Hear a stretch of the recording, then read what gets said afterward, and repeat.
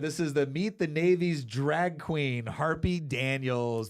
Harpy. This is a part of their recruitment. Go ahead. I can't believe I'm about to watch heavens. this. Oh, yeah. I think they said herpy. Herpes? This is the Navy many of us picture, fit and fearless sailors defending our nation. But this is also the Navy, a push to show just how inclusive the armed services can be and is. The adventure is what has kept me in the Navy. Even now, I never thought. Pardon me. Pause. Oh, no, he's got one of those voices. All right, kept me Nate. in the Navy. All right, Nate. Is it the adventure that kept it in the Navy, or was it perhaps being trapped at sea with a bunch of strapping young men? Damn, you went there. Oh my gosh! Something kept this guy in the Navy. I don't think it was. Well, it's not the sort of excitement that was typically advertised for people to join the military. But You know what's funny? yeah. When this video goes out, Hamilton is gonna like end up looking at the bottom of the thing to see the watch rate, and we're gonna see the watch rate like collapse right when. All I know is that his drag name is Harpy. Yeah. That sounds a little sexist. It sounds like it's for kids. It sounds like we want to show all this to kids, don't we? Yeah. The U.S. Navy expands recruitment efforts with one of their own. And yeah. With one of their own. Is the Navy known for? I just got to say, like, as soon as this ad came out, everybody in the Marine Corps and the Army was like, yeah, that checks out. And everybody in the Air Force was like, thank God someone's finally taken all the heat off of us for a while. All right, okay, but just to be fair, I'm gonna have to trash the Army now. Because I've seen this ad. Yeah, here was the Army ad. This is again the ad that the Army thought, you know what? How do we recruit the next generation of people they're going to close with and kill the enemy? Right? These are the sort of people that are going to get knock in the middle of the night, flashbang, go in, head of the stack, and get into gunfights in Fallujah. This is the ad that will reach into the soul of such people and say, yes, join the Army. Rekindle that warrior spirit. Rekindle it. The only thing warrior about this is that shattering of the glass Whoa. Just stop shattering what are you doing stereo- spoilers for? What do you mean spoilers? This is why we don't. This is why, honey. This is why we mute you This is sometimes. why women aren't supposed to This be is in why these things, right? you sometimes. You'll All never right. get a Okay, let's go ahead and watch. This is the U.S. Army Emma, The Calling. Go Army in 2021. All right, let's go ahead and check out this this marketing campaign by the Army. This is the story of a soldier who operates your nation's Patriot missile defense systems. Pause. Just to give everyone an idea, at this particular time in U.S. history, Patriot missile defense systems were actually pretty critical for protecting both military and civilian populations. So she just told you this is a story of a soldier that's responsible for this sort of activity. Go ahead. It begins in California with a little girl raised by two moms. Two moms. Pause.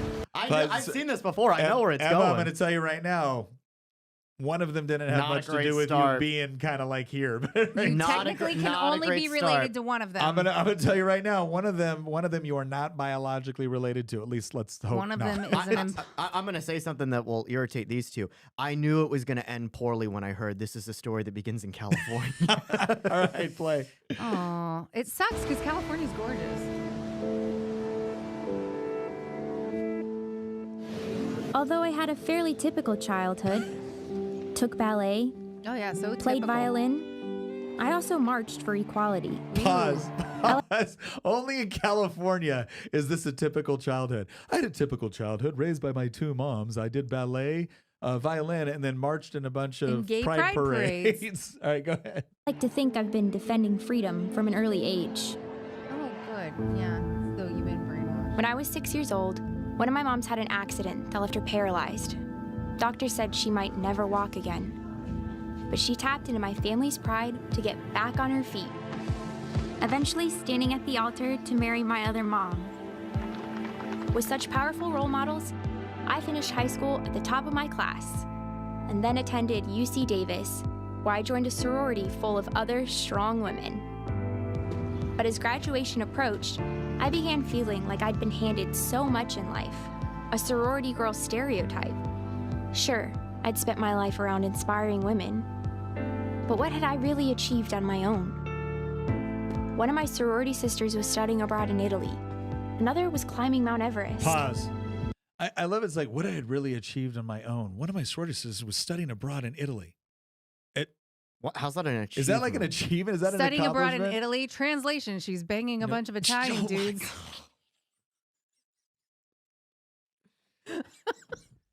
Anyway, you know what? We're just gonna leave it there. Go ahead, next one, play. I needed my own adventures, my own challenge. And after meeting with an Army recruiter, I found it. A way to prove my inner strength and maybe shatter some stereotypes along the way. I'm U.S. Army Corporal Emma Malone Lord, and I answered my calling. Pause. Okay, so this was purely a way for her to prove something. It was purely a way to shatter some stereotypes along the way. It was something that was hers, and she gets to do this. Do you hear anything about duty or honor or putting other people first? Do you hear anything about rescuing people, saving lives, preserving our American dream? Like, do you hear anything that sounds like anything? It's all self-actualization. It's selfishness. It's all pure, like, I'm doing this purely to prove a point for. I don't know what you're talking about. When I see this ideology. When I see this, that aristocratic warrior spirit, whatever, that gets rekindled. Like when I see this, I just immediately think of Antigonus the One-Eyed, right? Like I just want to charge a valiant, I just want to charge my death in a valiant last stand to defend my country, just like my two moms taught me. It's so funny how we go to these extreme extents to ignore the very obvious things that motivate people to enter into military service. If you read any sort of history, and Nick and I are a fan of this because remember when we did our podcast about Rome, the 2-part series? Yeah. And in our spare time, we'll talk about, ancient history and stuff like that. And there's always these reoccurring themes that it's no, these guys do this because that's the only way they know how to live, right? It's not necessarily about themselves. It's about answering a much higher calling. It's not a selfish thing. It's not an identity thing. It's not a woke thing.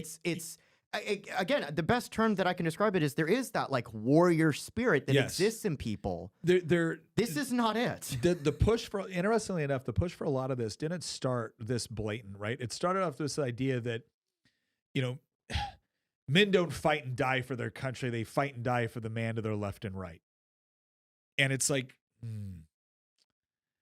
I didn't know the man to my left and right before I joined the military, right? I didn't know them, but I still joined for volunteer force. So why'd I do it? And the reason why I believe so many in Hollywood or academia is they were trying to elevate this notion of it's just for the man to your left and right. It has nothing to do with God and country. It has nothing to do with anything higher. It's just that, right? Is because it does a couple of things. One, they don't like you. You're the sort of person that goes off and fights wars. You're mean, you're bad, you're aggressive, you're toxically masculine, you're all that. They don't like you. But society does in some part depend on you, and society does in some part like you. So how do they give you some sort of credit? Well, they make it all about the fact that you're a victim fighting a war that you had no say over, right? You're a victim all the way up into that one glorious moment where you made a valiant stand for the person to your left and right, because they can imagine themselves in that scenario where, of course, I would be brave for someone I truly love, but to be brave for your country, well, that's provincial, right? That's at best kind of a naive viewpoint. And so now they can give you some form of credit as being something of a noble savage, right? You have the courage like a dog does, defending their owner. And so that's your little pet that you get, but that's all you are. The idea that no, we actually do believe in something we do believe in our country. We do believe in God. We do believe in sacrificing for something that we believe is bigger than ourselves. And yes, you're absolutely correct that in that moment where you are fighting and you are absolutely concerned about the well-being of the person to your left and your right because you have trained with them, you've lived with them, you've fought alongside them, and you want them to be able to come home. Absolutely. but you also believe in that mission that you're doing. And yes, there have been plenty of times where I've been frustrated with U.S. policy, plenty of times where I've wondered why we were doing something the way we were doing it. But I still believed in my country. I still believed that there was a higher calling, that there was something that I was operating in service to, and that my conduct mattered, not just for the person to my left and right, but it mattered for God. It mattered for country. It mattered for my family. It mattered for all of those things. And the attempt to try to separate the action from all of those other things, I believe was intentional. I don't believe it was accidental. I believe it was absolutely intentional. And it was the first way that Hollywood kind of worked their way into this idea of that we're going to praise the individual action of heroism, but then we're going to assign a different meaning toward it. To where eventually and over time, this is all about you. It's all about you. It's all about your goals, you shattering. And in fact, the only real noble mission beyond your own self-actualization is achieving some sort of woke progressive objective. You're shattering a glass ceiling. You're Which means she's furthering a cause. You're that defeating the isn't- patriarchy. Yeah. None of it has to do with actually standing up to defend your country. It is self-actualization. And it's to used further be- the cause that she was raised with. Yeah. Like that was her cause, and she did this purely to Further that raise cause. that cause. To your point, historically, now there's a danger. I actually know why this is happening, because if you go far enough back, there's a danger in this motivation, because if it's not grounded in something that is the truth, I would argue if it's not grounded in Christian values, it can actually manifest itself in very dangerous ways. But historically speaking, warriors and soldiers, right, going all the way back to, Cyrus and Alexander, were motivated by something far more than their internal self-actualization. This wasn't Maslow that was dictating, the fates of Gaugamela, right? What it was is that, no, I'm doing this in service of a much more noble, higher pursuit than my own individual self, or the men beside me, or the commanding officer, or even the king for that matter. I'm doing this because, again, it's the only way I know how to live. This is me manifesting a much higher calling. So this is where the military was at. So for anybody telling me that I'm blowing this out of proportion, or this is ridiculous, or nobody wants to, yes, they did. And it showed in the way they recruited. It showed in the things that they elevated. It showed in the things that those organizations chose to project to potential recruits. Now let's look at some sort of Army advertisement. I mean, this is on U.S. Army YouTube page. And this is something that recently came out. It's 14 seconds. But this is something of a new recruiting effort on behalf of the Army in the Trump administration, Pete Hegseth era. Go ahead, Christian. Go ahead and hit play. So there's a guy chalking up to do a deadlift. A lot of weight.